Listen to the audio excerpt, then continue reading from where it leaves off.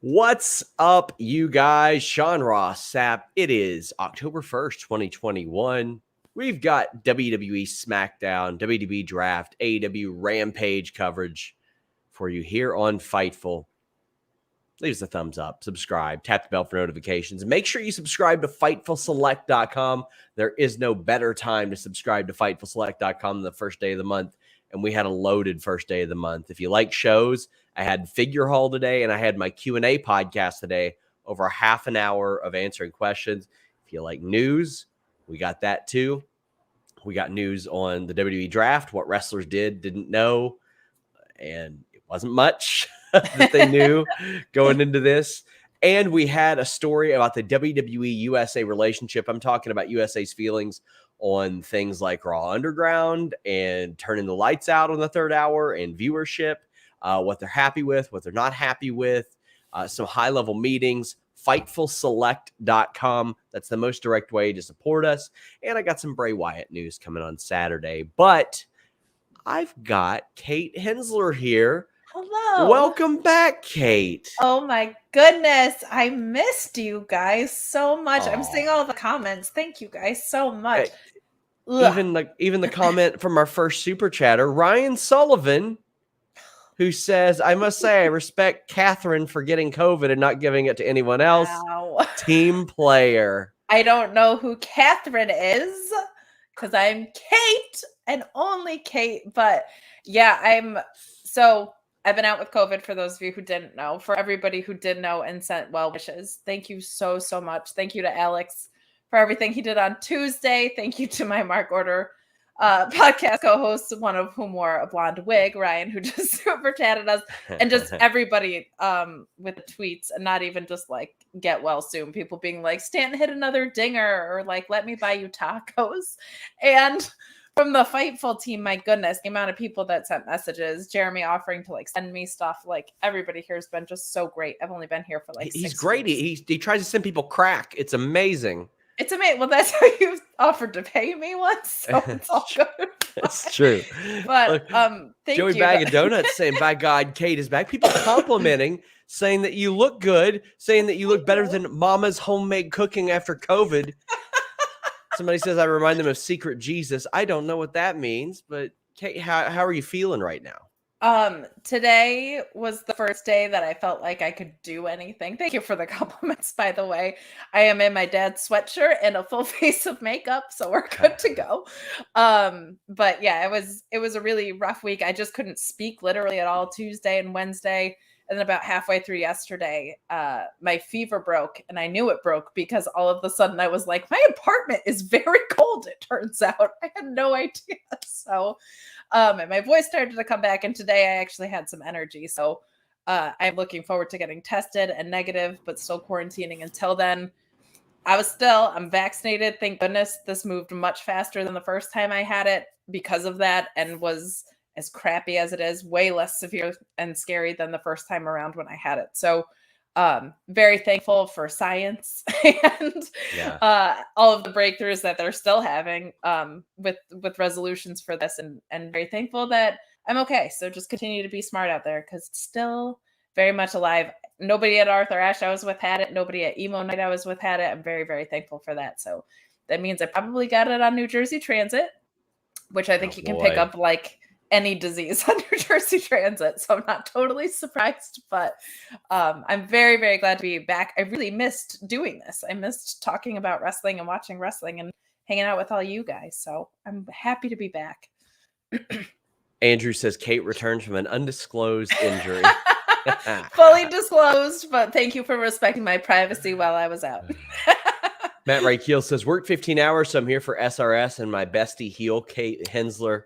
After last night, watching the Bengals. Where you at, Denise? Denise is in the bin where she belongs. Wow. Is where she is.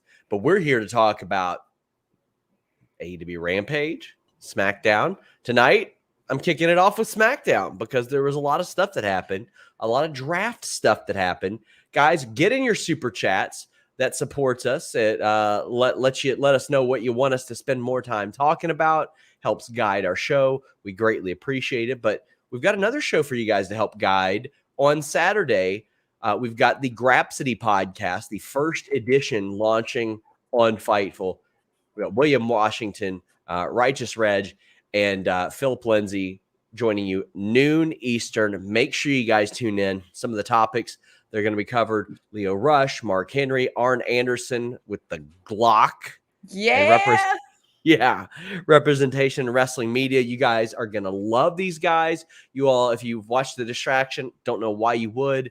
You've seen all of them this week doing the mock draft, but check it out.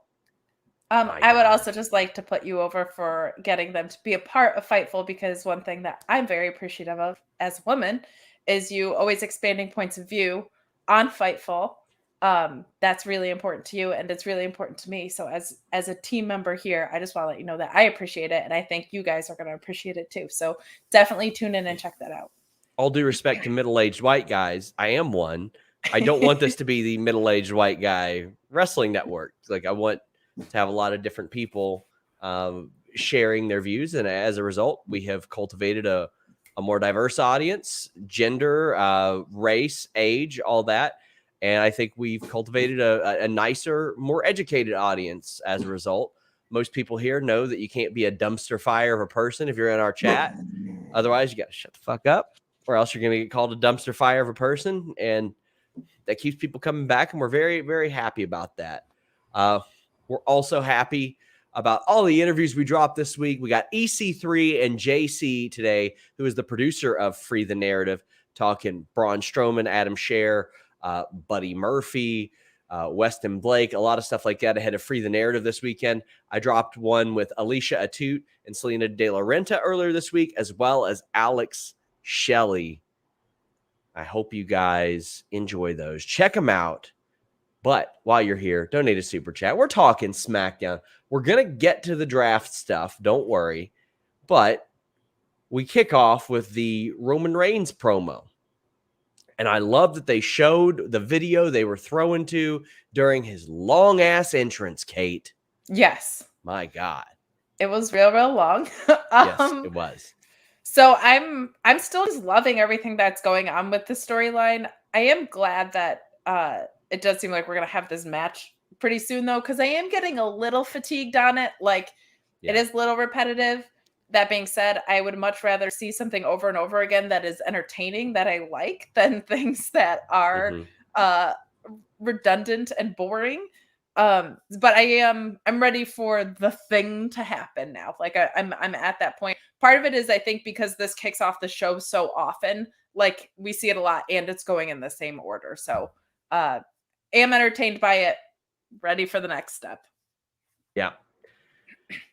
Well, Roman Reigns is out there, and the reason he's out there, he is the number 1 overall draft pick. We're going to get to a full rundown of the draft picks in a bit. But Brock Lesnar shows up, and Brock Lesnar's in his lumberjack gear with his little gimmick up top, and he looks awesome. If this is the whole reason that 2K22 is delayed, I'm okay with it. Get that look in the game. I'm all for it. And Brock is just chucking Usos on their heads, just head dumping people. This is pretty effective, I would say. Yeah. I mean, first of all, I don't know what WWE paid for Brock, but they are getting a lot of appearances out of him. So I think that boy must be getting paid because he showed up to do something like this. But this is good, and where it went later in the show, which we can get to if you want to go there now, we can do that. But I like where this went with the Usos later as well. Like, this tied back really nicely. So I'm excited about the way that this ended up developing, and that it made the draft feel like a relevant storyline instead of just the other way around. Like, it wasn't the draft determining other things. It was like the stories folding into the draft a little bit too for the week that we have it. So I dug that. So we're going to tie this into all the segments throughout the show, because Brock Lesnar pops up later when Jeff Hardy gets drafted to SmackDown and just cuts into his interview. And Jeff's like, I remember 2002 and I don't want to do that again. Not at all. And he just hits the bricks. And Brock, who people claim can't cut a promo, talks for himself just fine. If you ever watch his UFC run, yeah, he can talk just fine. It's not that they were afraid that he couldn't talk. Brock just came back one day and he's like, go get Heyman. And they did. And that was just it. And Brock's like, oh, by the way, thanks to my good friend, Paul Heyman, I'm a free agent and I can do what I want. You know what? I am a stickler for the brand split. When you set up these things and make your own rules, follow your own rules. Well, they're setting their own rule here. They're giving him an excuse. He had somebody who was good enough to negotiate that in for him. And I thought that was great. I thought Brock did great on the promo. Yeah, so there's been a few things that I really liked from Brock. I'm with you on the brand split, by the way. It's why I complain about the rankings in AEW so often. Don't go out of your way to create a device and then not follow by the rules. Like you went out of your way to do this thing, so follow that thing. Not that hard, right? So I'm really liking this from Brock. We haven't seen him as a face in like over a decade, right? At least. I mean, and it's fresh. Like it feels like a very different Brock. I get why you say go get Paul Heyman and have him talk for me. Paul Heyman should talk instead of most people if you have that opportunity. But yeah, that doesn't mean Brock couldn't do it for himself. And I thought this was very effective. And I love that he said he was a free agent. Declare your piece, man. If you're not drafted to either brand, say you're a free agent. I love that. So I liked the integration of the draft being in the storylines instead of just it means this person's going here and this person's going there. Like very, very well done by Brock here. I loved even Roman Reigns thinking it was funny. He's like, oh, my good friend Paul Heyman, huh? Like just really busting his balls. But then what happens is something that I'm really excited for. And I feel like I'm telling you guys who all's being drafted. But we'll run it down soon. The Usos were not drafted. And that's because they are presumably in different pools. That's what Paul Heyman said. Roman's like, why weren't they drafted? And I love that Roman's like, I don't care about the rules. I knew I was going to be number one regardless. So what's it matter? And he's like, so why aren't they here? And Heyman's like, well, they're in the other draft pool. And he's like, I don't care. Yeah. Make sure they're here. Well, New Day did get drafted to SmackDown, which I loathe. So I'm hoping that the Usos get drafted to Raw and Heyman and Roman strong arm a trade into happening. That's what I think should happen.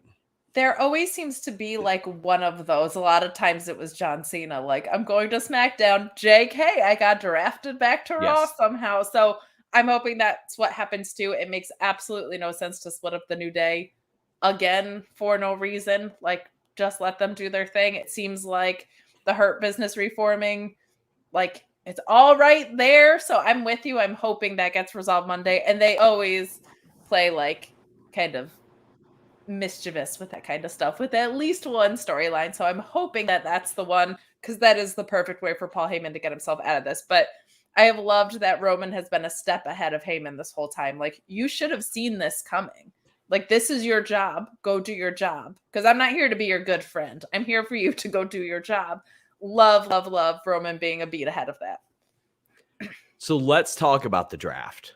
To SmackDown, Roman Reigns, Charlotte Flair, who is the Raw Women's Champion. We've also got Drew McIntyre from Raw, Kofi Kingston and Xavier Woods from Raw, Madcap Moss, and if you don't know who that is, boy, this is the right show for you. And I put it down Baron Corbin. It's obviously Happy Corbin. I'm a big dumbass. Hit Row from NXT, Naomi, and Jeff Hardy. So first off, I want to say you got Jeff Hardy on the screen. Cool. Naomi, I loved the little mention from Sonya Deville to further their story without anybody being on screen. Just obviously not my choice. Hit Row, well, a couple of those people are very green, and a couple of them are going to fit in really well in the ring, but you want the tides to rise. You want that to happen. You want them to, it's like trial by fire. So I'm down for it. Don't know how great it's going to be having people on SmackDown writing for Hit Row. Any initial thoughts on these first four that I mentioned? I mean, we don't have to really say much about Naomi because she's been over there. we've said plenty about that. Jeff Hardy, Hit Row, and yeah. How you feeling? I think it's silly to. Okay, so there's this inherent device that's been problematic in NXT since they announced they were an equal brand, and I know they've rescinded it. But like, if you can call up somebody from developmental at any time, why are you wasting a draft pick on that? That just seems silly, I guess, because you don't want them to go to the other brand. But all we need is an explanation. That's it. Have William Regal explain it next week. Yeah, but they're not gonna. So yeah. That's kind of my thing is like, if they're developmental now again, that draft pick thing doesn't really make sense. Yes. And choosing somebody else's champion feels, and I understand it's Charlotte Flair, but it makes you feel like your own brand is weak. Why would you choose the other brand's champion? I mean, if she's available, sure. Because I mean, I'm sure they would love to have Becky as well, and they'll probably draft her as well. But also, Charlotte's going to lose that belt. It's Charlotte Flair. Of course. She's going to lose that belt. But I mean, if you could have the other brand's champion and yours, I don't see why you wouldn't want them. Right. But I feel like choosing the other one first makes your own brand look inherently weak. I mean, Becky wasn't in the draft pool. They didn't have a choice. That's just kind of weird. Like, I mean, but I mean, it's not even an issue because Becky's not eligible to be picked yet. Because I had a lot of people saying, "Oh, well, Becky wasn't picked. Becky wasn't eligible to be picked. She's she's eligible Monday." Like, fine enough, I guess. But like, both of your men's champions and one of your women's it's just, that feels weird. But yeah, but I mean, I'm okay with it. I'm okay with it. Well, that's fine. You can be okay. I'm okay with it. So you're okay with it. Let me explain to you. Let me explain to you, Missy. I know you're a woman. You don't understand how all of this works, but it's you. Actually, this. Sean Blandford says, "I'd ask what it means for the North American Championship, but it hasn't been definitive in months." Laugh. It makes me cough. Denise posted that on June 30th he won this title. It's October. He hasn't defended the title. Dallas fan says, "I don't understand saying so-and-so is drafted to the show they're already on. Why not say so-and-so is staying on Raw or SmackDown?" It's a complete redraft of the roster. So everybody is a free agent until they're drafted. Nobody knows what color t-shirt they're wearing. Yes. So that we can fight about brand supremacy. And let me tell you, until the day of, that's a shoot right now. El Rey Velez says, "Glad to see Kate missed her takes." Aw, missed you guys. I really did. JW Pringle says, "The snack attack is back." Hooray, science. Hooray, science. Yeah. Evan saying, Denise saying Swerve hasn't defended at all sucks. Well, he even made light of it on NXT this week. He referenced it. But that wasn't it. We got Kofi Kingston and Xavier Woods, Drew McIntyre, Charlotte Flair, Roman Reigns, and Madcap Moss. We'll talk about him later. Oh, my God. Kofi and Xavier, if they actually split New Day, I'm not convinced they will yet. No. I think this is an emotional roller coaster. It should be, but I've often given WWE too much credit. If it is, if they're really splitting them, they're stupid. Yes. Charlotte to SmackDown, I'm okay with. Drew to SmackDown had to happen. Oh my God. Before another history lesson came our way or another fight about a motorcycle.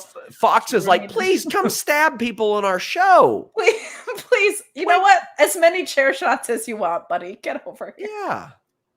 So I'm okay with these, but are you okay with it? It's something. Does it matter if I don't know? Okay with listen, I'll explain it to you like you're 7 if I have to. I mean, the New Day thing is just stupid. I think it is a device. Charlotte makes sense. You're the Fox brand. You're gonna want Charlotte freaking Flair over there. That makes total sense.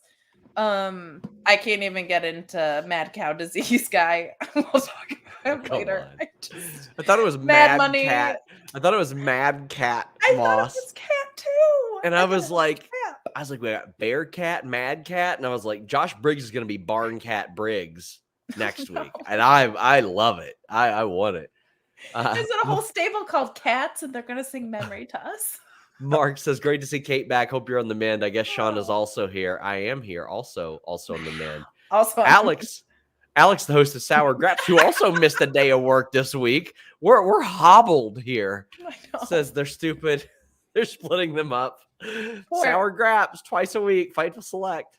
My first thought when they called Hit Row Up was like, oh no, the like coolest thing that's in NXT is now gone from Alex. It's just gonna get so much worse. Ian Hunter said COVID tried to carjack Kate, but she's like Arn and pulled out the Glock. Joking aside, glad she's doing better. I mean, when most people get COVID, they just say, oh, well, I hope I'll be fine.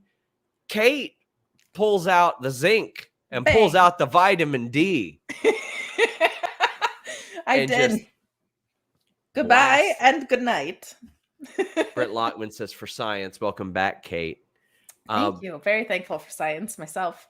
On the other side of the coin, Raw gets Big E, or they'll keep Big E, Randy Orton and Riddle, Nikki ASH and Rhea Ripley, Keith Bearcat Lee. Now, first off, I got to say, in any kayfabe world, the idea that Madcap Moss,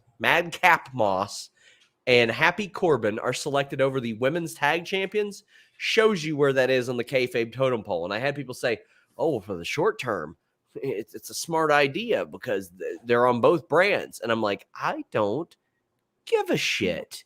These are two very recent women's champions. Yeah. What the hell? And they're just not important, though.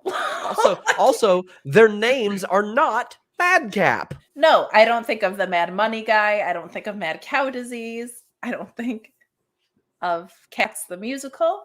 Our friend Emily Cease, for the Ruckus, we're going to have tacos with her tomorrow.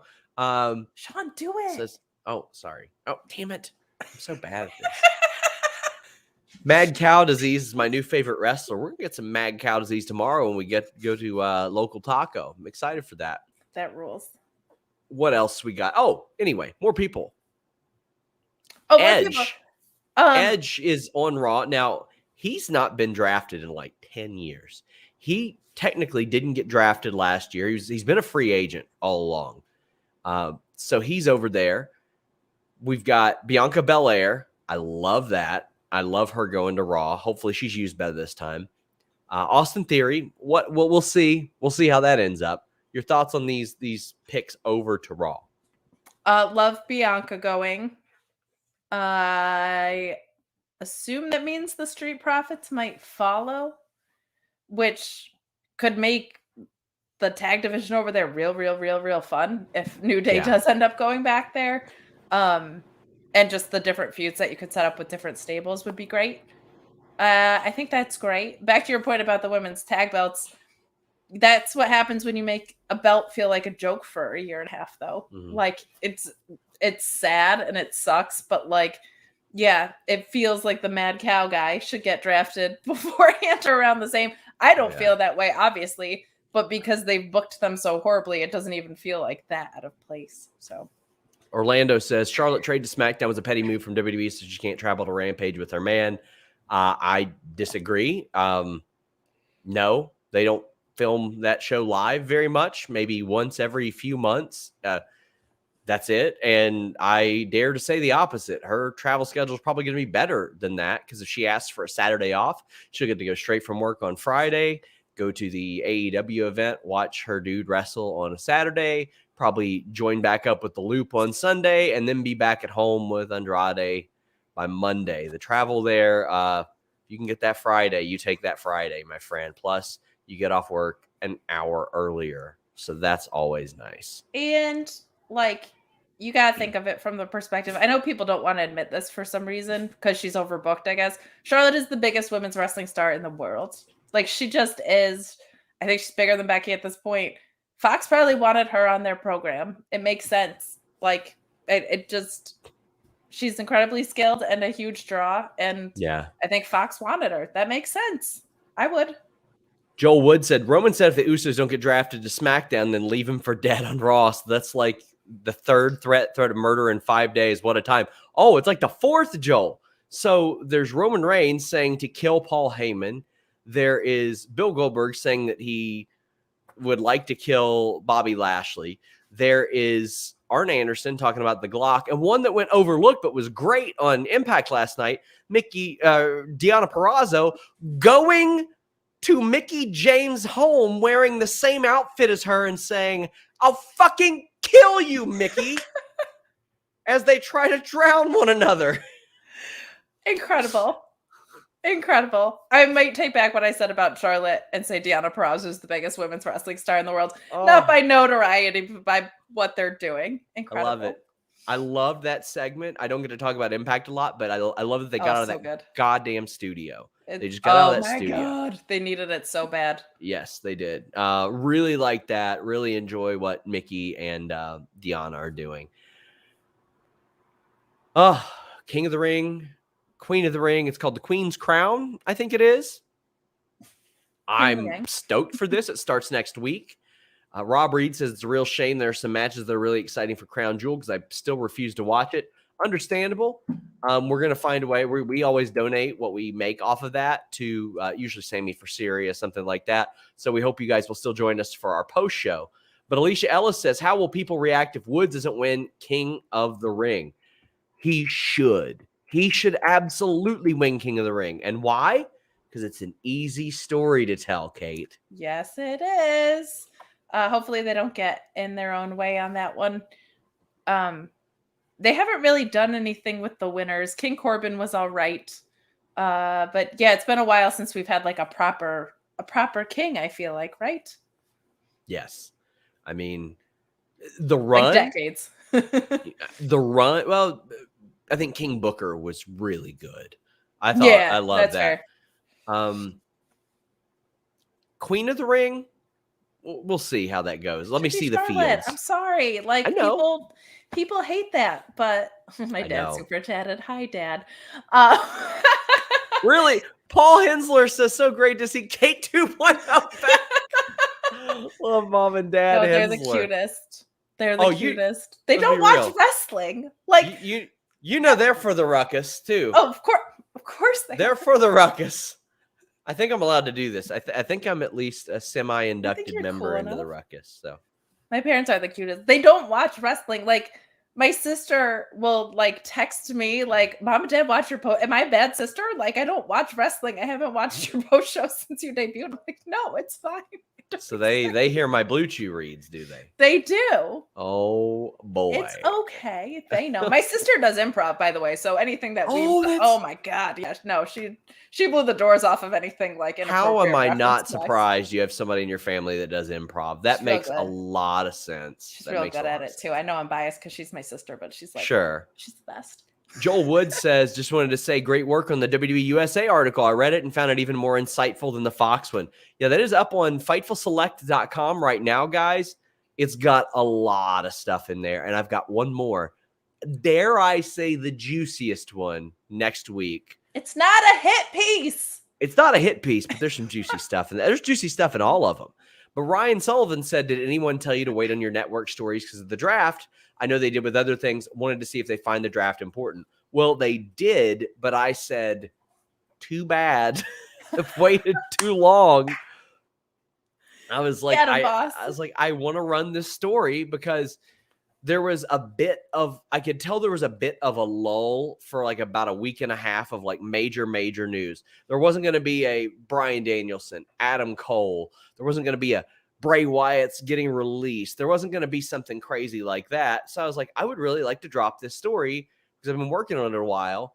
And like, I can only be told, oh, well, wait for this so many times. But I talked to a lot of people about the draft, and the WWE did work directly with USA and Fox. That is legit. Mark Losper says, it's been forever since I watched the draft. What's the kayfabe reason for it? It's not like the brands are against each other. They are against each other. It's USA and Fox leveraging against one another. Mark. It's brand supremacy. You're going all about it at Survivor Series. These people who get paid by the same people are going to be working on two separate brands for 6 weeks. Yeah, but SmackDown gets to bring a robot. A robot? A robot. But So within dumb. kayfabe, it was explained it's Fox and USA. And that's been the case for a while. So Sean Blanford says, here's hoping the second half of the draft is more inspired than what we got tonight because it felt like thrown together directionless mess. That's WWE for you. Get well soon, Kate. Thank you. After the 2019 Superstar shakeup, this seems like a well thought out novel to me because they retconned all that immediately. Like that whole thing didn't matter at all. So this seems like The 2019 one is the felt Lord like of the Rings trilogy in comparison. 2019 one felt like Vince McMahon did a bunch of drugs. It was like, and there's going to be this wild card, and some superstars can jump up. Disaster. This didn't feel directionless. And we're going to turn the lights out for an hour. Oh my God. So stupid. This didn't feel directionless because Drew McIntyre and Sheamus, like there were some people that genuinely needed to go to other brands. It felt like, in my opinion, that went to other brands. Wait until Monday. They're trying to get you to tune in Monday. I think you're going to see some things reversed. I think you're going to see some other things more justified, probably. This didn't feel that directionless. What it did feel like, and I'm not falling for it, Sean Ross Sapp, all right? I'm not falling for this. We have this big, sexy draft, and we're going to throw a bunch of rematches in and basically do a rerun again. And we're going to trick you with our razzle dazzle. I'm on to you, SmackDown. You did the same crap you do every week. As Orlando says, thoughts on the new roster starting after Crown Jewel? That was new from WWE. It was. They were like, listen, hey, we're gonna really stick to this. It doesn't start until October 22nd, except for tonight when we have the New Day pop up over here. Because yeah, forget it all. Right. And they had a decent match against Otis, Gable, and the Dirty Dogs. It was fine. It was a television 8-man tag match. I can't be tricked into thinking the Tope Gankiro makes a match great anymore. Like I knew this was going to be an inconsequential match, so it was hard for me to get motivated, despite the fact that I like all 8 guys that were in the ring. Same. I love Gable so much too. Like, is that going to be the new Canadian Destroyer, by the way? Did we just move on to the Tope instead? Bad Bunny's going to do it, and then everyone's going to be like, it jumped the shark. Like, is that what's going to happen? And that was fine. Rob Reed says, seriously perplexing that they would break up New Day again. It is, and I hope that they're not. I think you're going to see that reversed. I like your idea that Heyman's going to get his fingers on it. Orlando Orrego says, happy for Hit Row call up. Hopefully a restart for Jeff Hardy and Drew on SmackDown. I hope so. What?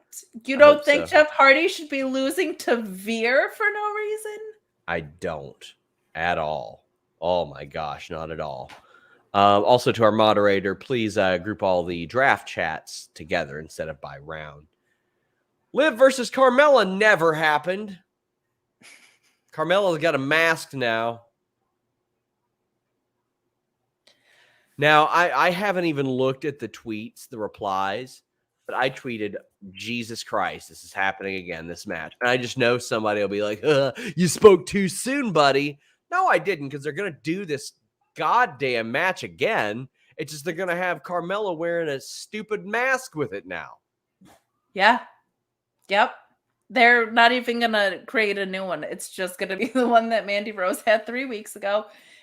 This is just, first of all, do they think this is how women talk to each other? You bitch. We don't talk like that. Like, oh my God, where is any woman before any of this goes on?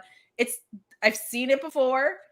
It was only fine the other times I've seen it before. This sucks. It's so stupid. Oh my God. You have so many skilled women on this roster. Give me something new. I actually sent a message to Deonna Purrazzo today. I was like, I really liked your segment, but it would have been better if you said, how dare you dress like me, bitch. And then attack her. That's how it's done. That's how you do it. I don't need bitch. I don't need anybody to have the balls anymore. It's like, you people Not that big of a gap anymore. Balls and bitch. Like, what 1999 crap is this? Ugh. Oh, Anyway. Ricardo says, you look stupid, chance for real for Carmella. It was just ridiculous.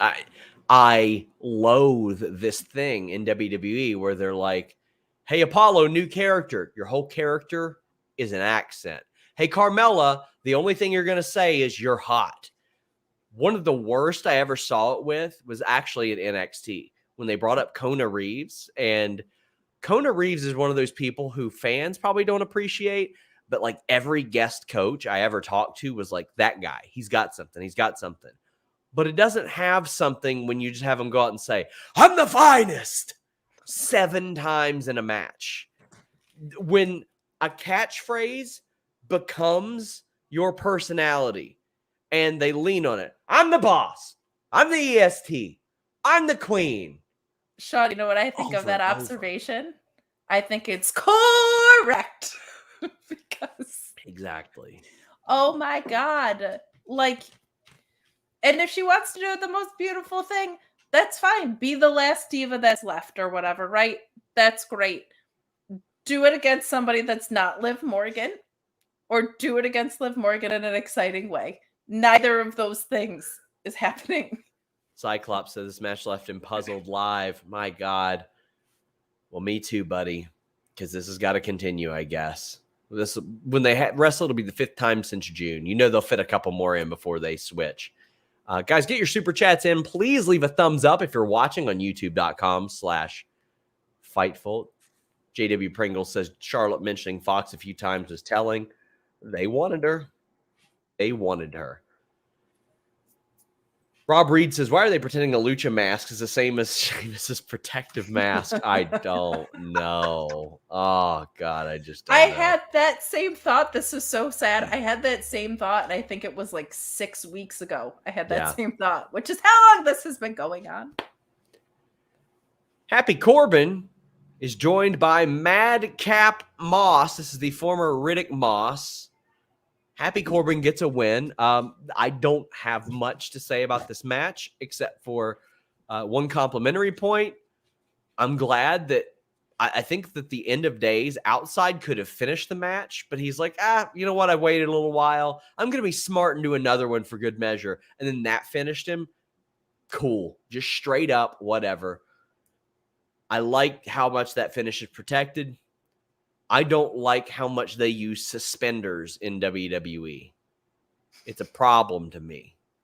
It's so sad that that's even a topic of conversation. I mean, I ain't exactly the fashion god here, but suspenders? Come on, bro. Word. Yeah, Kevin Owens deserves better than this. He's one of the best in the world as a face, as a heel. Do you have an outfit with suspenders? You know what? I had an outfit with suspenders when I would go to metal shows in college.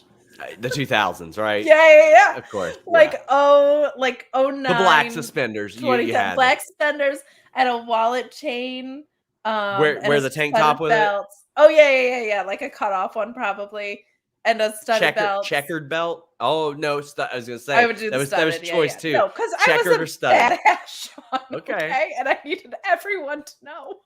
And they called the end of days the happy days, which I thought was very funny.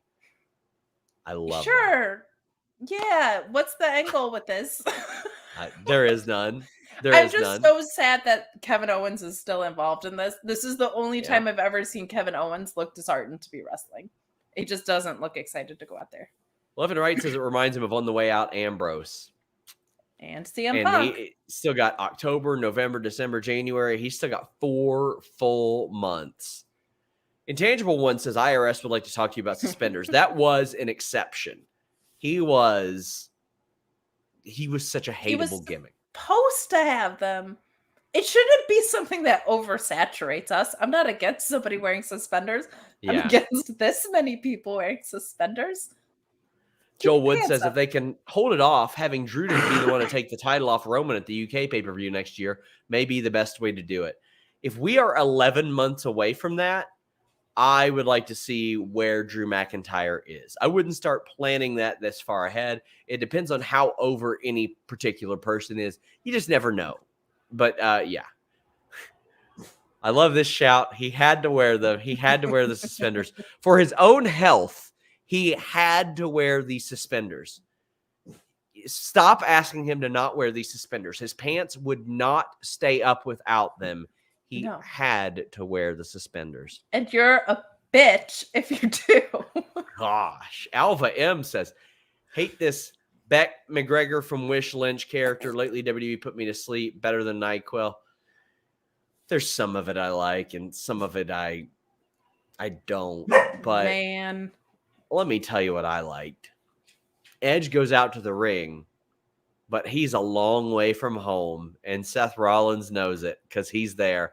And Seth Rollins treats Edge's house, his beautiful house, mind you, in Asheville, North Carolina, like I would to all these overpriced Zillow homes that I look up. Like he's in there like looking at art from multiple artists, having apples, turning on the fireplace. The delivery was amazing. Edge hits the bricks, and I'm thinking, where are you going? That's a long run, pal. But he's running back to call Beth. Before we get to Edge's phone call, what did you think of this? I loved it. There were little lines like, I could stay here all night, and then him just chucking the apple. Oh my gosh. Oh, I loved pretty much everything about this. I think my favorite was when he was like, man, I know your kids are young, but they like suck at art. I was just like dying. He turned baby face on me. So hard. Kids suck at art. Kids suck at art. He's not wrong. It wasn't the most beautiful thing I've ever seen. And when he said, good thing the kids take after Beth, I was like, aw, you're a heel, but you still snuck a little compliment in there. I like that. I loved this. I thought this was so much fun. I normally hate like I broke into your home segments. I think since like the GOAT of them was done, they pretty much all sucked. But this I really liked. Seth Rollins didn't eat an apple. No, he chucked it. He ate tree semen. He ate tree semen. So, Dallas fan 82 says, still don't understand why Edge would take off running like that for absolutely no reason. There was a reason. I didn't at first. I was like, where's he running to? Yeah, I was like, how is he running to North Carolina? Edge didn't bring his phone with him to the ring. Like, you don't do that. You don't generally bring your telephone with you. He ran back there to get his phone to call Beth to make sure she was okay and make sure that she didn't go to the house. And then she said, and I love this, I'm calling Daniel and David. They're going over there right now. Daniel and David are the real names of Cash Wheeler and Dax Harwood, FTR, who live nearby, which I thought was the coolest Easter egg. I love that. I totally missed that. And Dax Harwood tweeted, I will go beat his ass right now. He said, I'll go over there right now and beat his little bitch ass. And oh my God. Cash put a picture up of them driving their truck up. I love this. It's a good shout. It's harmless. Matt Reichel says, heard Edge reference Daniel and David to go deal with Seth after the home invasion. It took me a while. I was showing my wife Edge's house. I wasn't showing her anything on the show. I was just like, look how dope his house is. And then I heard that line and I was like, of course, it's them. I love stuff like that. Clever as hell. And to all of you dorks who are like, I'm an AEW sexual or a WWE stan, if they're over it and they're friends on different shows, you can watch both. Stop being a dork. But I didn't pick up on that at all. I absolutely love that they did that. This segment was goofy. I understand why people didn't like it. I loved it. I loved it. Every second of it. Dallas fan says The Rock brought his phone to the ring, tried to call CM Punk, remember? In kayfabe, bud, they don't usually wave their cell phone around there. That was off the air as well. And wasn't that the Fighting with My Family match, I think, between I think that's when they Maybe. filmed like Oh my Paige. gosh. Yeah, I think that's when they did that. So that was very far away from WWE. Rob Reed says, hope they brought Arn with them. Bang bang. Oh my God. I love it. I have laughed at every single Arn Anderson meme that has So been out good. there. Dead. So good. Bianca versus Sasha. This was a good match, solid match. It was not as good as WrestleMania. No. It was never going to be. That's one of my favorite matches of all time. Yeah. Joel Wood says, starting to think Bianca beats Becky and takes that title to Raw. And Dallas fan sends a very generous super chat. Big thank you. Says, why should we even care about the women's division if it's always the Charlotte show? In a week's time, she went through Alexa, Sasha, and Bianca. I'm so over her and WWE's obsession with her and her last name. Well, I don't think they are as obsessed with her last name anymore as they are her first name. We will get to the Charlotte aspect of this. What did you think of the match? I thought the match was good. It definitely didn't have the same magic as Mania, which you shouldn't expect, but this was like one of the few rematches that I've wanted to see. So I think I was hoping a little bit more from it. It just seemed like almost an overexcitement or something. I don't know if you picked up on that, but I felt like some of the sloppiness was just like almost like, holy crap, it's finally happening. I was very distracted by Becky on commentary, and I hated everything about the finish. But the match itself was pretty good. I hated the parting shot. I'll let you talk and get water. It's okay. It's okay. Becky was outside. I don't like distraction finishes. I don't like interference finishes. I like good, clean ones, but damn if I didn't like this finish. Becky just leaning on Bianca's hair so she can't get her shoulders up. Sasha realizing it, and then Becky attacking. Well, unfortunately, Charlotte comes out after that and lays them all out because, of course, she wants involved. And her and Becky have a little bit of a stare down from side to side. But I didn't mind this. Just the four pillars right now, because Bayley's hurt. She's out right now. You got three of the horsewomen and Bianca Belair, and it's like, you know what? If you need a replacement for Bayley in that four-person situation, you got a good one with Bianca. Like, these are the ones right now. Finishing SmackDown on Fox, your first night of the draft. I like that. We'll just see where this goes, because this has not been a really creatively satisfying story for me. What do you think of it? So the one thing that I'll give you is that was a heel finish, and Becky has not been getting heel reaction. So her leaning on the hair and letting that be the outcome at least did that job. If you are splitting people up into different brands, presumably like two of them are not going to be on this brand. So why are you starting to build like this 4-person story? And I really wanted to see this rematch, and I really wanted to see the outcome, and I really wanted it to be about Sasha and Bianca having their rematch. And instead, the parting shot we got was Becky with one title and Charlotte with another.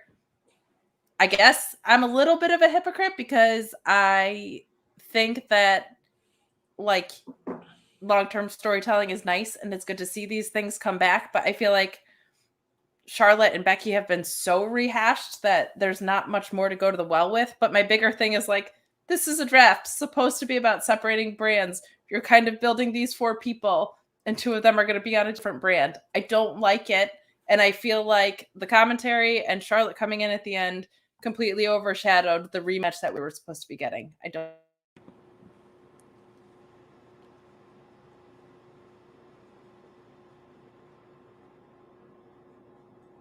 Well, Kate froze up a little bit.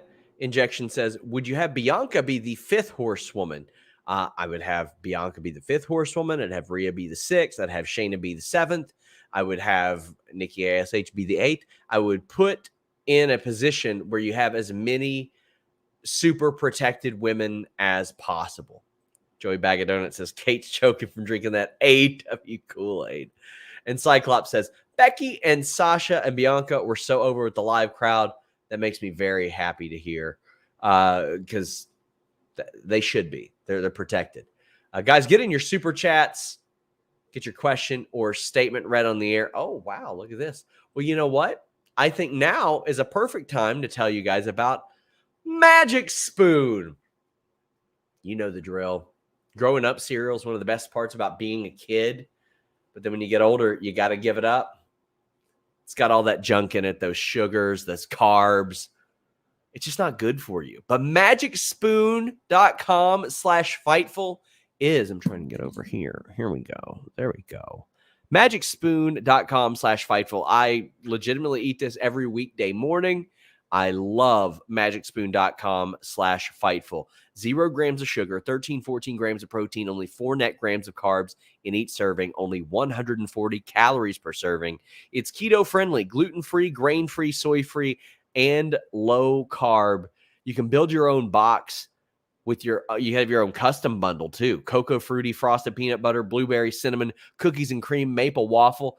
I had a whole mess of that cookies and cream, and it was so good. I love the maple waffle. Jeremy Lambert tried it out as well. They just brought back cookies and cream and maple waffle permanently. So if you missed it during the limited time offer, you can check them out now anytime you want. Not only that, this stuff is great as like a midnight snack, midday snack, before a workout, after a workout, any of that good stuff, and you won't feel guilty eating it. magicspoon.com/Fightful. Get a custom bundle of cereal. Try it today. Use our promo code FIGHTFUL at checkout to save $5 off your order. They're so confident in their product, it's backed with a 100% happiness guarantee. So if you don't like it for any reason, you get your money back, no questions asked. And one of my favorite parts about Magic Spoon is that after one bowl, you're filled up. You're not spiking your sugar and then going back to the cupboard over and over again. One box goes a lot longer. And if you're a cereal fanatic like me, you know what I mean. If you've got one of those other cereals and you it's hard to eat just one bowl, Magic Spoon will make sure you're filled up, good to go. Let's see if Kate's good to go. Hi. What's up? What happened? I don't know. My computer got sicker than I did, but I'm back now. Cyclops said WWE booking broke our Kate. Finally did. I can't believe I missed the Magic Spoon ad. I love eating my pixelated cereal. I know. So I got to say, so when that happened and I went on the rant about video games, somebody was like, look at his face. It's like he was reading it. He had that written. I was like, yeah, I planned for Kate to eat the cereal like Miss Pac-Man. I planned for somebody to super chat that she looked like Miss Pac-Man. We had it all planned. Totally planned. There was the GCW plans. Haters give our formatting way too much credit. I mean, I prepare for shows, don't get me wrong, but like, man. I even hired somebody so I didn't have to keep the super chats anymore. That's a really good point. I definitely prepare more for Jeremy's bits than I've prepared for bits on here. But I mean, that's okay. I don't prepare for Jeremy's bits. I show up and 1 minute before he tells me what I'm doing. That's fair. There we go. Oh, I have a text message from Kate Hensler. Computer is as sick as I am and just restarted. Sorry. So here's what happened. I have what I affectionately call my white girl light, which lights me. It's like a selfie light that my webcam is in. And that like died right before we went on air. And then I was like, that's not great. So now I'm all shadowy and weird, but we can roll with that. And then just in the middle of me talking, everything shut down. So I think I overloaded something, but everybody's got a fever in this apartment. Me, my computer. I don't know what's happening. Oh, no. Well, you're back now, and that's all that matters. I am. Well, I mean, the lighting, who cares? You know what? There have been times when I was sick, and I was like, you all are just going to have to deal with the lighting you get, because my head cannot possibly take it. You look very pretty, Sean. Robert's saying Kate needs a new ring light. Like, well, Robert needs to get his Nikki Bella cosplay together, because he might have to substitute for me at any time if I feel like this. And that was the bargain we made when you were out. My God. I'm a menace when you're not here. Glad I don't watch those shows. Guys, get in your super chats. It would mean an awful lot to us. Also, it'd mean an awful lot to us if you checked out FightfulMag.com. It's a good time over there at FightfulMag.com. Articles on CM Punk, Thunder Rosa, John Cena, the Thunderdome, Fire Pro Wrestling, Bryan Lee. We've got a whole lot of stuff. I'm going to start sharing a lot more of those with you on Twitter, but go over to FightfulMag.com. We've got a mailbag edition as well in every issue of FightfulMag.com.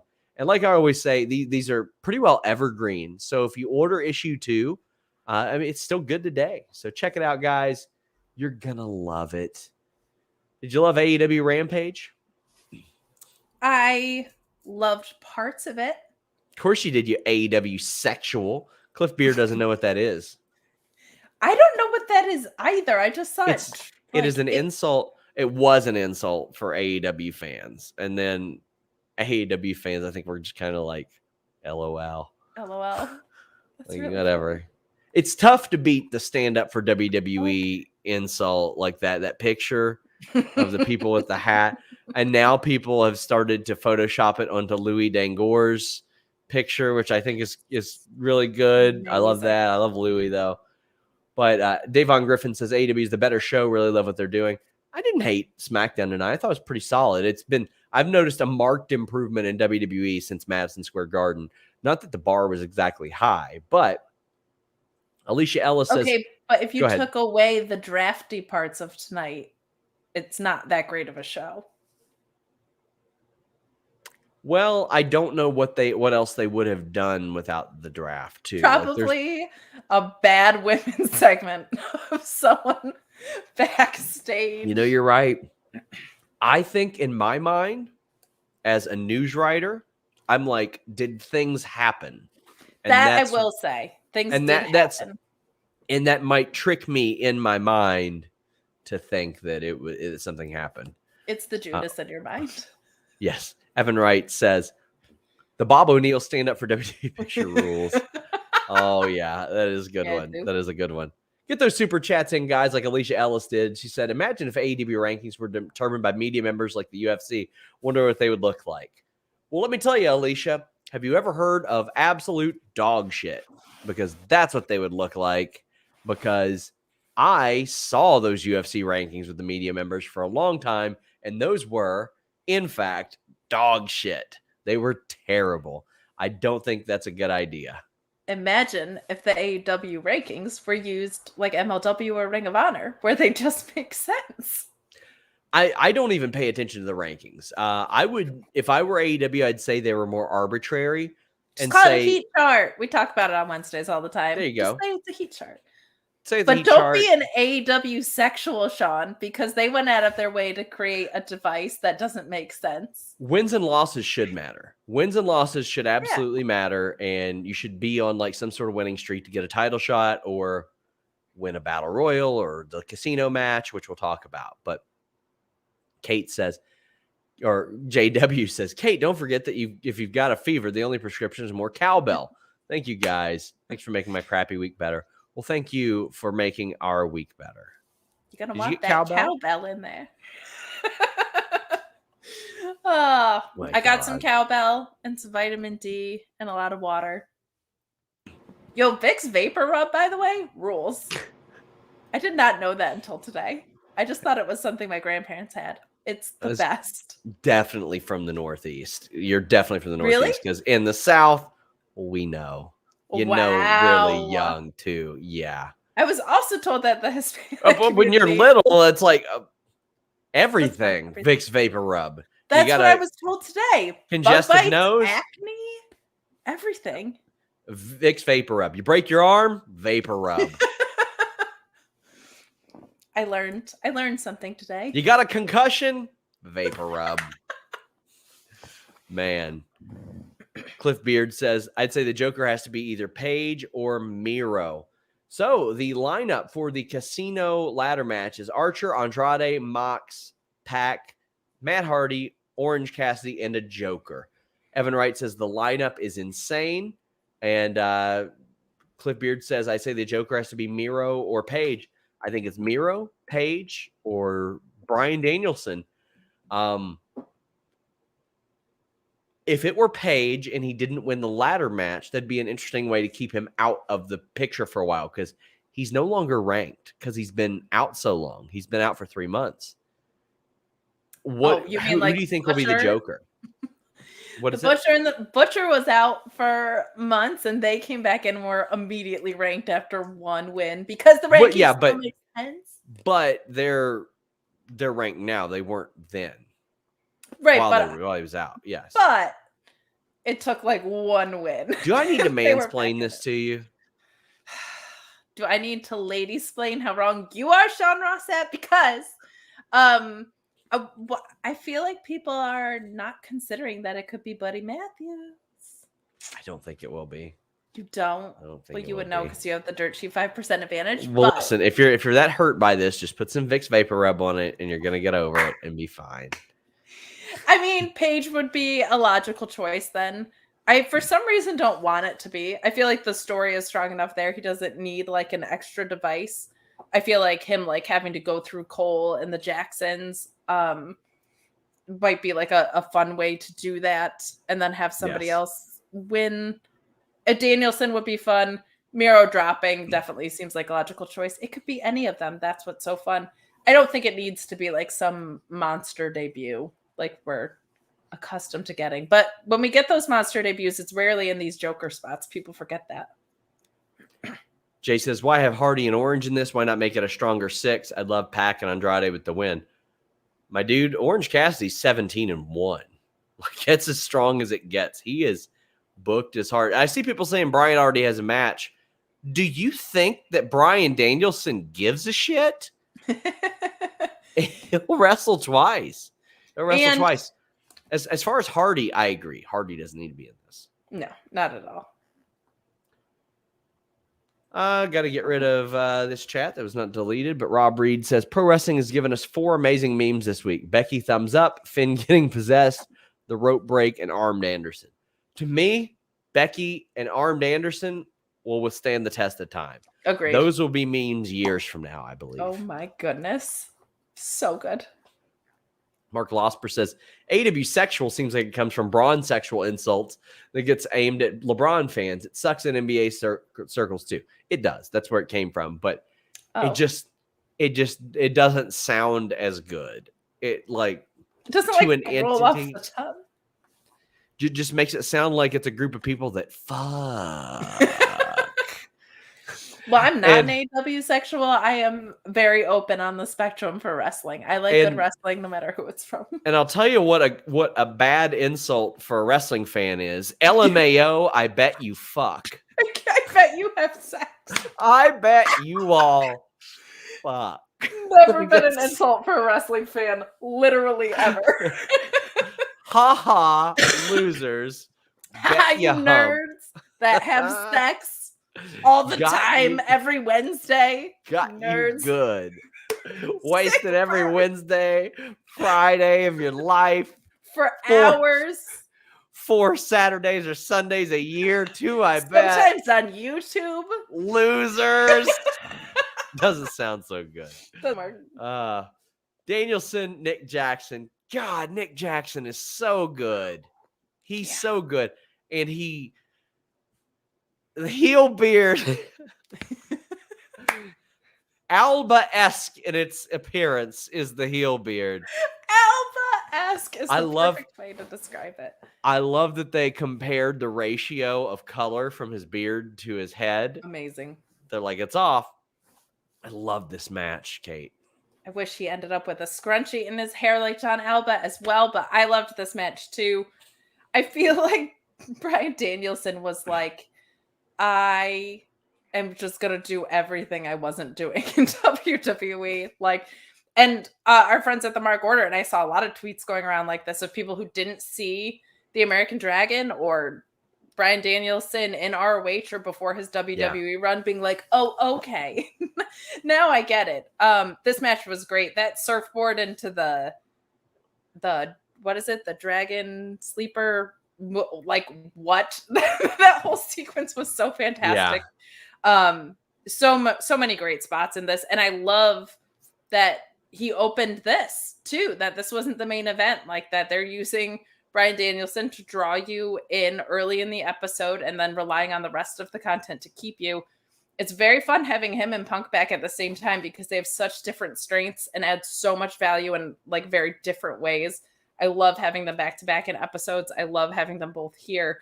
I think they're just doing wonders. And once Bryan Danielson digs into that younger talent, I think it's just going to pay off in dividends even more. But I absolutely love this opener.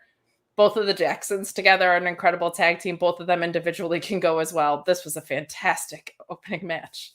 I loved it. Matt Jackson's a really good worker. Matt Jackson's a great seller too. But yeah. Nick is one of those guys you've always looked at and you're like, there's probably a singles run there.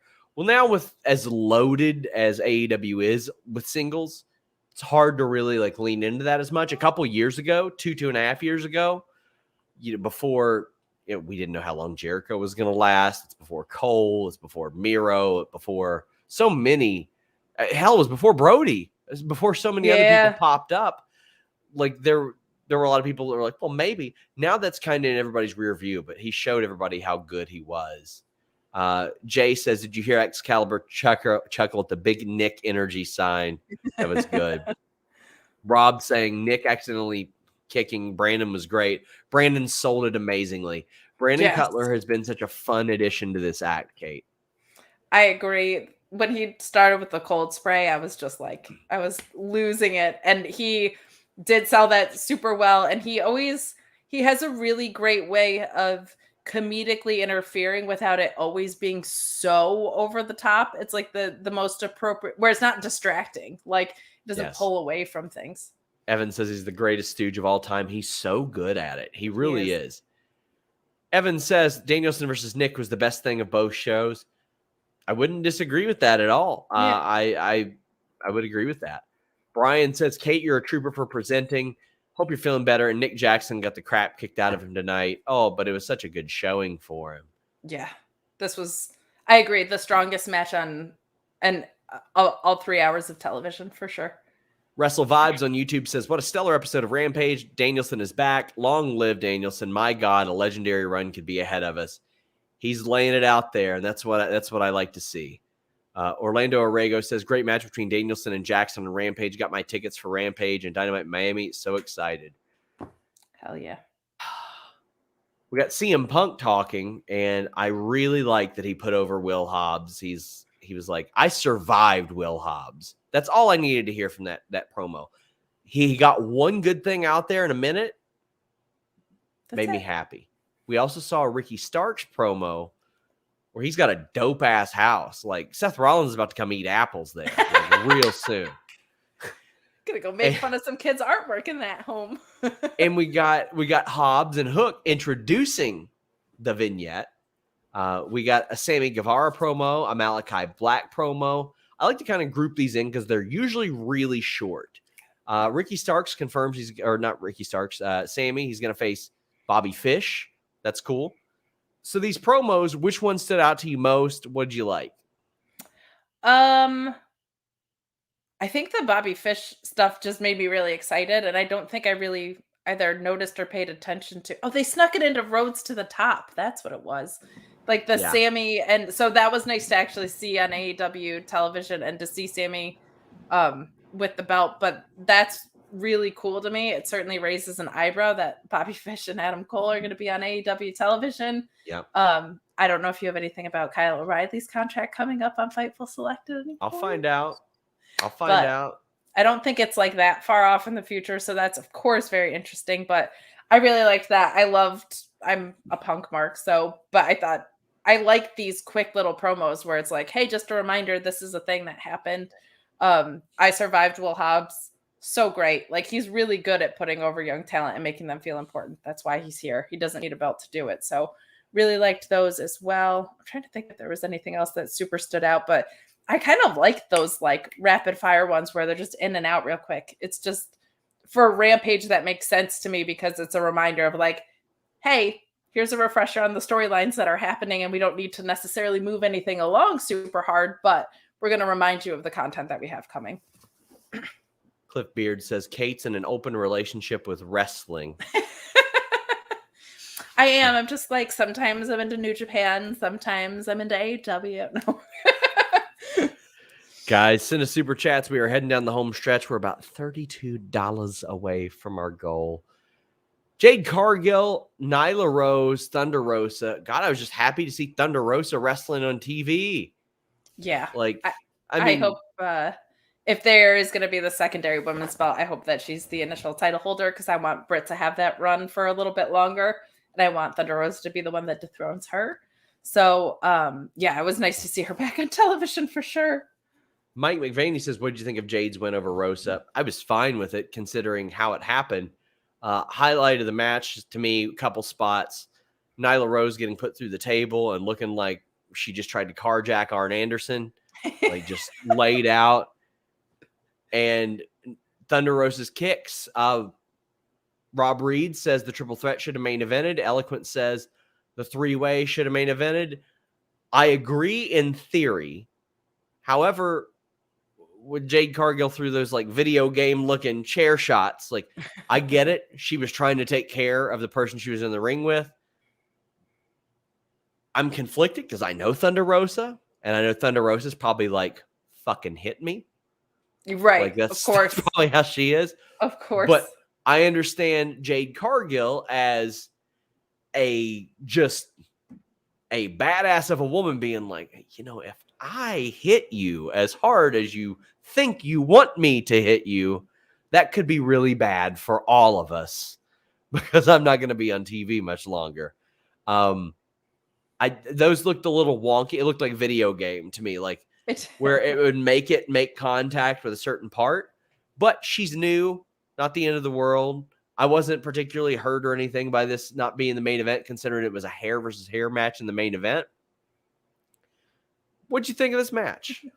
So I don't think this should have main evented. I actually thought this should have kicked off the show, and I thought Danielson and Jackson should have closed the show, and that the hair versus hair should have been right before that. They like putting their biggest match on first on Rampage a lot. I get that because of the time spot. Yes. Yeah, that makes total sense. But I don't know. I think because Danielson Omega opened up Dynamite last week, I'm like, you should now want to stay awake for this guy. So like, that's in my head the justification. I totally understand it though, because you mansplained it to me. So thank you. But I thought this match was good. I thought they protected the hell out of Jade. I thought Jade is the one that should have won. I'm concerned because she just still is very green, and it's kind of like a competition of like, is she going to catch up to where her record is? Because I can't fully buy into it unless I see a little bit more from her. It sounds like Kiera Hogan signed, so I would really like maybe a pairing there so she can stretch her sea legs a little bit more. But I thought Thunder Rosa doesn't need this win. Nyla definitely doesn't need this win. Like, Jade winning made sense here. I thought it was a well-structured match. Those drop kicks from Thunder Rosa over and over and over again. Matches are better with her in them, man. She is a little ass kicker. And yeah, the chair shots thing, they did look very, very mechanical. I've heard that you're supposed to like aim for the most amount of surface area when you hit someone with a chair. Thunder Rosa has significantly less. Yeah, so it makes sense. She's a tinier gal. Joey said those had me scared. I thought she was going out of her way to be as safe as possible. Like, yeah, she's being trained very, very well, and she is a very smart woman. She's going to know what she's doing there. The Thoughtful One says, not wrestling related, but that was a great game last night. See you next week. Go Pack, go. Buddy, I was so happy to be there. I don't get to go to a lot of games, and I wanted to go. And last night was a lot of fun. I got to talk a bunch of trash to Tony Khan, and it paid off until I don't get invited to the scrums. Cliff Beard said, I had no idea Rosa used to be part of the Ho Train. So glad to see how far she came. She posted a picture. Did you see this? I did. She was like, I used to be a part of the Ho Train. Now I'm here. Like, for an indie appearance, she was a member of Godfather's Ho Train. Amazing. Which it is amazing. Sawyer says, by God, that's Kate's music. Welcome back. I can't believe Ricky Starks was in John Wick's house. What an hour of TV. That vignette was shot so well. That was really well done. Oscar says, Jade got reprimanded by Brandy for slapping Velvet too hard, as shown in Road to the Top. Maybe she's now more careful because of that. Well, one, I don't know how much of that is real. I don't know if any of it or some of it, but I could understand. But I also know Thunder Rosa fairly well. I think that she would, again, I think that Thunder Rosa would be like, hit me, bitch. Yeah, I think she'd straight up say, hit me, bitch. And Jade Cargill would be like, look at me. Do you think that you really, are you sure that's what you want? Because if she hits you as hard as she can, it's going to be really bad. We got Cliff Beard saying, have Smart Mark bring Deeb in as a second talent and have her paired up with Jade. Those two as a team would be fantastic. I love that idea, and I love the idea of Serena just working with Jade every single day anyway, because Serena is a really good coach. She's unreal. I felt like there was a noticeable improvement in ring wise from when she came in to AEW in general, not necessarily booking wise, but I think she's done wonders to help women in the ring, and she herself is fantastic. So whether that's something that's on my screen or behind the scenes, I would very much like to happen for sure. After 5 years at Fightful, it's nice to see tweets about how good the Bengals are, or messages about how good the Bengals are. So Sean's Bengals beat my Steelers in an I Quit match. I mean, it was very impressive that we were able to beat Ben Roethlisberger, who has the mobility of a gargoyle right now. So, oh my God, I have more mobility than Ben Roethlisberger. Yeah. Oh yeah. Main event: hair versus hair. Orange Cassidy, Jack Evans. Evan Wright says the Mark Henry split screen stuff in the main event rules. I know it's not the role they had intended for him, but I like Mark Henry, and I like that it's his thing to go to the main event. It's his thing to send you to the main event. I like that. It's a cool little thing that they can make his. But I'll tell you what I liked even more was them cutting this promo. Jack Evans being like, I didn't want to do this. And Matt Hardy being like, this, of course you did. Of course you did. And Orange Cassidy being like, hey, by the way, what am I doing? What is this? And Christian says that popped the whole arena live. This ruled. I loved that there was the guy who was not participating in the match was the only one who was clear and agreeing to what was happening. Evans was like, I don't want to be here. And Orange Cassidy was like, I don't know why I'm here. And Matt Hardy was like, this is why it's happening. That was great. Orange Cassidy continues to be a national treasure. I will never understand why people are not into. I understand why people aren't into him, but have fun. I didn't get it. Nerds. I didn't get it at first either. But nobody sells his goofy little kicks. His thing is that he trolls you into letting your guard down. It's psychological warfare, and he won this match. It was a solid match. It wasn't anything to write home about. But it was a way to get Dark Order on the end of the show in Rochester, to get little Brody out there. I didn't have a problem with it at all. I had one problem with it. What was it? Let me mansplain it to you. We cannot possibly be surprised anymore when the Hardy family office comes out with anybody. That's all they do. No. And by the way, be caught off guard by this. We can also not be caught off guard when they fucking lose. Yeah. I know I've dropped more F-bombs today than I have in months, but that's okay because we can say shit now. It's past midnight on the East Coast, baby. I'm allowed to say this stuff. I'm gonna pull out all the rubbers and all kinds of stuff. It's wild here. We're getting crazy. 2.0. We're getting crazy. They lose all the time, and they all come hang out with each other all the time. There's just you cannot possibly be caught off guard by their presence anymore. Nobody in the family Hardy office has ever just gone to a match and not ended up with them. Yeah. Evan Wright says, can Leo Rush buy out Private Party from Matt? That sounds awesome. I thought about that with the promo that he gave on Wednesday. I was like, oh, I wonder if he's coming after Private Party. I like it.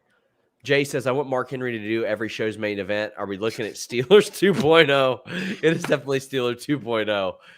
But it gets me excited because the guy who came out to the most intimidating theme song that I've ever heard, like when you would hear 3-6 Mafia, you're like, oh, well, here comes Mark Henry to rip somebody's spine out of their ass.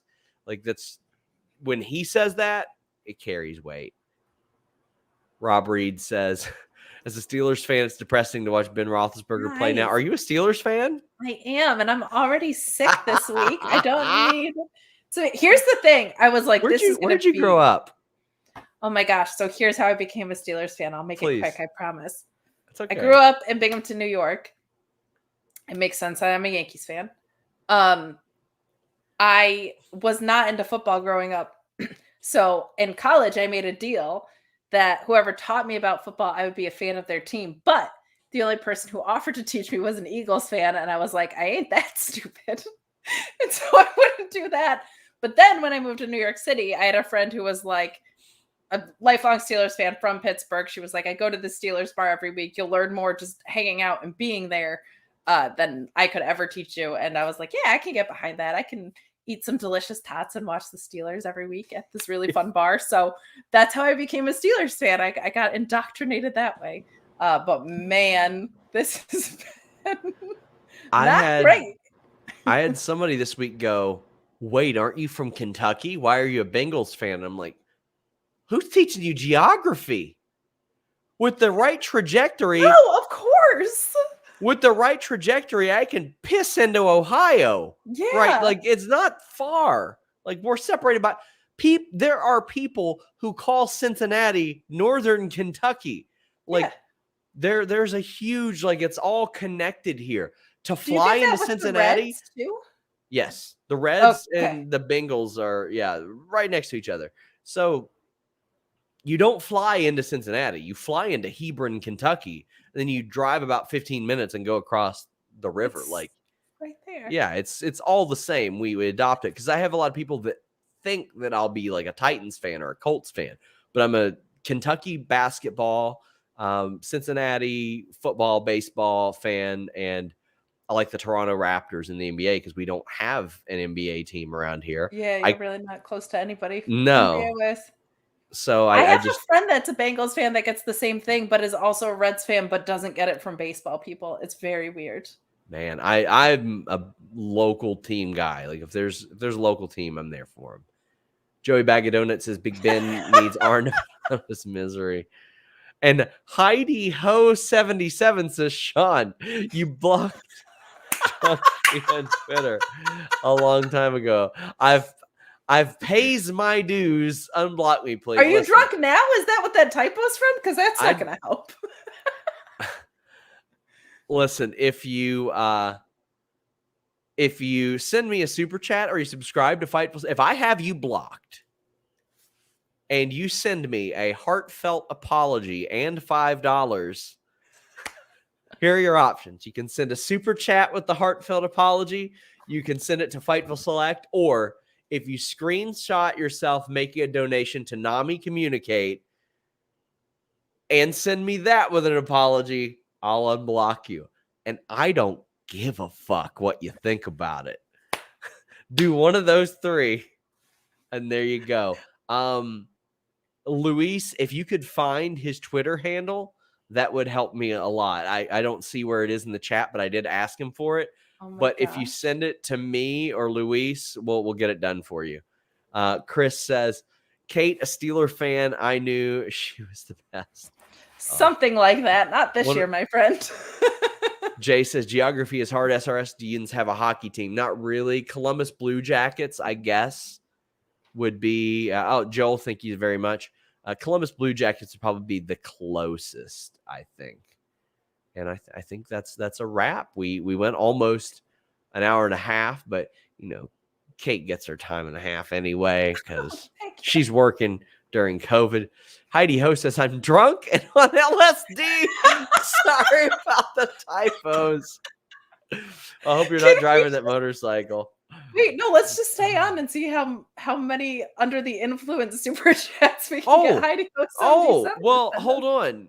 hold on. I'm gonna share a I hope my parents are conversation. still watching. I'm sure they went to bed, but I hope Hold they on. I'm see. gonna share a conversation that I just had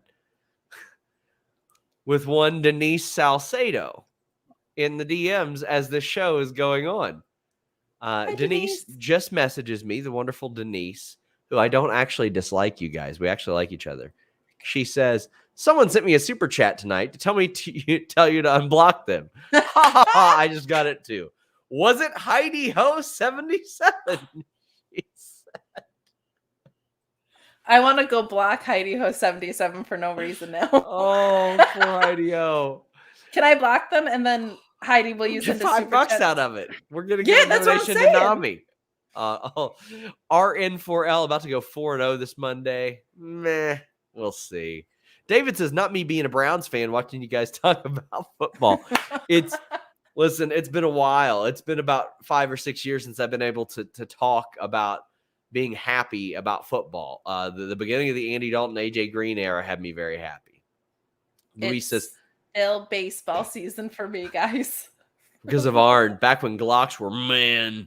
Now, as a baseball fan, and baseball was like my first love. I loved baseball growing up. But the Reds having just an above 500 season is very good for me. I'm like, hell yeah, give me that. And Joey Votto at 234 years old hit 975 dingers. Yeah. I'm going to see what I blocked Heidi Ho for. That's what I want to know. I want the tea about why. I'm going to find out why. It doesn't look like we've... Oh, okay. I typed in... Let's see. This is the best. So I have seen at some point he has tweeted hashtag Denise will shit her pants, which I love. Everybody tweets. He's already on my good side there. Well, there's a pretty long conversation there, but I don't know. Let's see. I don't know. He's interacting with some suspended accounts. Uh-oh. I mean, that ain't on him. They could have got suspended for any number of reasons, but I don't know. I'll have to go back and look. Maybe it was a quote tweet. Could have been one of those quote tweets. Could have been. Oh, man. This could be like a video game. Please don't block me. Drunk me got me canceled. I don't know. I'm just going to keep hanging this bait out there while you keep sending us money, dude. I'm just robbing you blind. I appreciate you. I appreciate all of you who also subscribe to FightfulSelect.com. I know I've given you all the hard sell. Promise you guys are going to like that USA Network story that I dropped. At the beginning of the month, we always have a bunch of cancellations that roll over. Help us get those back. Help us get back above 4,000. It means a lot. I'm going to have some interesting news on Bray Wyatt this weekend. Sawyer wraps us up and says, as an Atlanta sports fan, what does happiness feel like? Still recovering from Kate's Braves dunk on Twitter. Buddy, when I grew up, it was good to be an Atlanta sports fan. Okay, but here's what happened. Cass from Body Slam was like, Braves clinched the division. And I was like, yeah, you guys love clinching the division and not winning because I'm a Yankee fan. And I beat them. I beat them because I was on the team in 96 and 97 and 99. Because it's true. The Braves always win the division and then do nothing for it. It's true. So I didn't mean to drunk hurt your feelings, but facts are facts. And you can laugh at me when we inevitably lose to the Rays or in the wild card game. Francisco Cabrera can only do too much. Oscar says, don't do it, Sean. Oh, I did unblock him. I already unblocked the fella. Joey Bag of Donuts says, Heidi Ho going go broke with all the fleas. He's going to have to settle for that like B grade LSD. But guys, thank you all so much. Please check out Grapsity Podcast, noon Eastern here on Fightful. Righteous Reg, William Washington, Phil Lindsay. You guys are going to love this show. I'm very happy to have these people as a part of the Fightful family now. Make sure you guys check it out. Kate, what do you got going on? Oh my gosh, well, I can talk again. So that's exciting. So we're starting with that. I just muted Kate. She can't talk now. I'm just kidding. There you go. Rude. Wrong show. I was just going to give you flowers because for some reason you have allowed me Steven Jensen at 1 p.m. I'm sorry. Yeah, no, at 1 p.m. Eastern. Thought it was noon. It originally was noon, but Jeremy had to move it. And since he is doing this for us for some reason, I don't know even why or how this started, but we're going to watch Little Big League, which is like the most underrated great baseball movie. And we're going to do a watch along on the Twitch. So go to twitch.tv/Fightful Gaming and watch Little Big League with us at 1 p.m. Eastern on Monday. It's like going into the playoffs. There's never a better time to watch baseball movies. So that's what I'm doing on Monday. Yes. I was also going to start my morning match on Monday, but I'm going to suspend that because I'm getting my voice back. We'll talk about that at a later time. Tuesdays, Sour Graps with Alex Pulowski. I'm going to be back in full force. Oh my gosh, so much to talk about. Wednesdays, I'm on the Mark Order podcast. Emily, I love you. Also, she's going to suspend her morning match because she likes suspenders. You know. It was a very brief phase. I'll try and find a picture of it. For the ruckus. Why can't I do that, Summer? You've ruined it. You've ruined it, damn it. You've ruined it, damn it. Plug myself right. Wednesdays at the Mark Order podcast at Mark Order Pod. Fridays, hang out with Sean right here. Still able to talk when he doesn't mute me. Still getting mansplained too. For Smackdown AEW Rampage goodness. Hang out with us all the time. Guys, thank you all so much. Shop.fightful.com as well. Check out all of our great merch. We're out.